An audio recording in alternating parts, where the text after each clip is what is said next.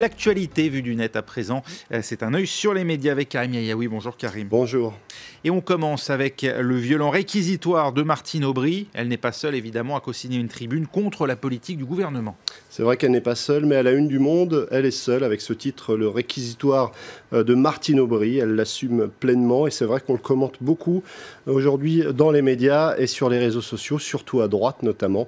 Sur le site internet du Monde, on évoque les mots choisis par Martine Aubry, mais aussi Daniel Cohn-Bendit, Axel Kahn, François Lamy ou encore un proche de Martine Aubry, Jean-Marc Germain. Elle évoque le fait qu'aujourd'hui, elle considère qu'un affaiblissement durable de la France se prépare. À la peur d'un échec du quinquennat. Ils ont peur d'un échec du quinquennat. Trop, c'est trop. Alors Martine Aubry utilise des mots assez clairs, durs, mais ce n'est pas la première fois qu'elle critique le gouvernement de façon directe et ouverte. Le site de francetv.info s'arrête un instant sur tous ces moments où Martine Aubry a clairement critiqué la politique du gouvernement.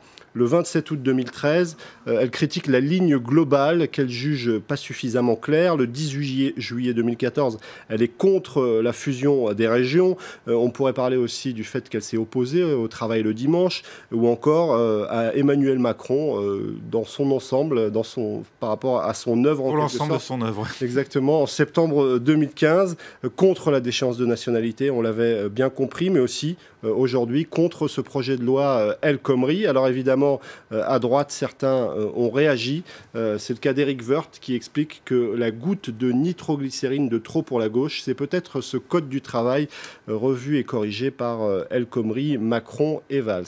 Oui, beaucoup de réactions encore à droite. Beaucoup de réactions à droite, à l'extrême droite aussi. Florian Philippot évoque une majorité à la dérive. Même Martine Aubry, l'européiste, trouve que la soumission à la finance va trop loin. Ça sonne faux, mais ça sent la fin de règne. À droite, Patrick Ollier, lui, parle de cette charge d'Aubry contre le tandem Hollande-Valls à 14 mois de la présidentielle. Eh bien, ça sonne pour lui le glas de l'unité du PS. Roger Karoutchi, lui, fait la liste de tous ceux qui sont mécontents après les responsables PS, les responsables écolos ou encore les responsables communistes. Martine Aubry foudroie le gouvernement, ou du moins ce qu'il en reste. Alors on sent bien que c'est facile pour la droite de tirer sur l'ambulance. D'ailleurs, la plupart des réactions étaient plutôt de droite en ce qui concerne cette tribune de Martine Aubry. Il y a aussi ce dessin dans Le Monde signé Plantu. Au Pérou, François Hollande essaye d'oublier Martine Aubry, mais c'est bien difficile étant donné le retentissement des déclarations de l'ancienne ministre du Travail. François Hollande qui n'a pas beaucoup de chance à en croire les derniers événements, puisqu'il a été cloué au sol. Son avion a été cloué au sol pour des raisons techniques. Pour certains, c'est Monsieur Scoumoun.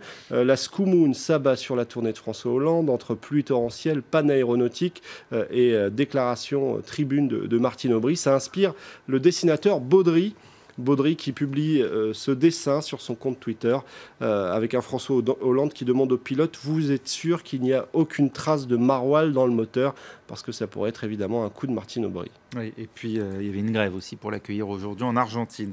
Pour autant, on ne se moque pas toujours à bon escient de François Hollande. Il y a parfois des interprétations fausses qui peuvent être faites de certains moments qui apparaissent comiques. Exactement. On regarde cette séquence qui a fait le tour des réseaux sociaux où François Hollande a l'air de s'applaudir tout seul lui-même.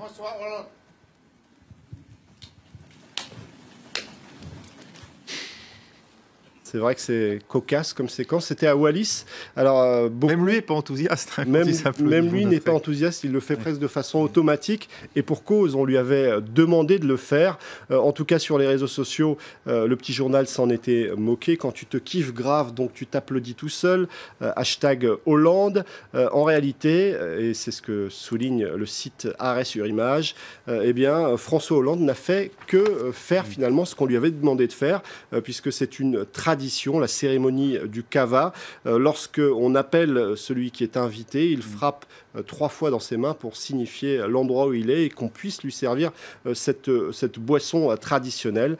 Alors, un certain nombre de médias ont fait leur mea culpa, ou en tout cas sont revenus sur cette information qui a fait beaucoup rire les internautes. Le Figaro.fr publie cet article « Hollande s'est applaudi seul à Wallis et il avait raison ».